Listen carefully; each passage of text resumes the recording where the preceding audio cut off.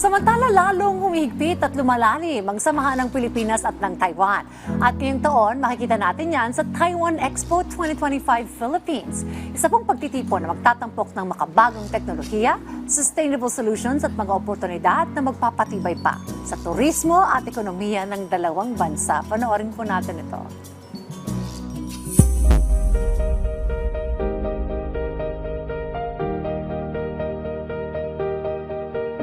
Sa nakaraang mga taon, lalong tumibay ang relasyon ng Pilipinas at Taiwan, hindi lang sa larangan ng kalakalan, kundi pati sa teknolohiya, agrikultura, healthcare at lifestyle. Mula sa visa-free travel privileges hanggang sa mga joint ventures, patuloy ang paglalim ng koneksyon ng dalawang bansa. Ngayong 2025, muling pinapatunayan ng Taiwan ang commitment nito sa regional collaboration sa pamamagitan ng Taiwan Expo 2025 Philippines, na gaganapin sa September 17 hanggang September 19. Sa pangunguna ng Taiwan International Trade Administration at Taiwan External Trade Development Council, tampok sa Expo ang 140 leading Taiwanese companies na magpapakita ng mga innovation at sustainable solution.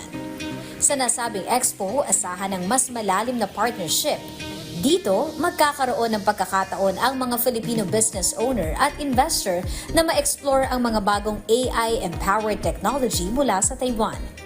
Taiwan company, they use AI to control the agriculture, like to count automatically how many pigs they are taking care. And another one is AI for medical to automatic detect you have not you, so whether someone has the lung cancer. For medical health item, AI is very important. Samantala, ang visa-free entry para sa mga Pilipino papuntang Taiwan ay nagbukas ng mas maraming tourism at business opportunities. Ngayon, binigyan na rin ng visa-free access ang mga Taiwanese nationals papuntang Pilipinas, isang hakbang na magpapalalim pa sa bilateral ties.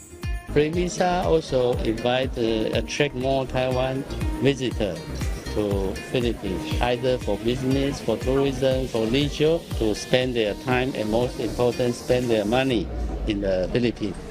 It's a good and positive way we expect this to happen.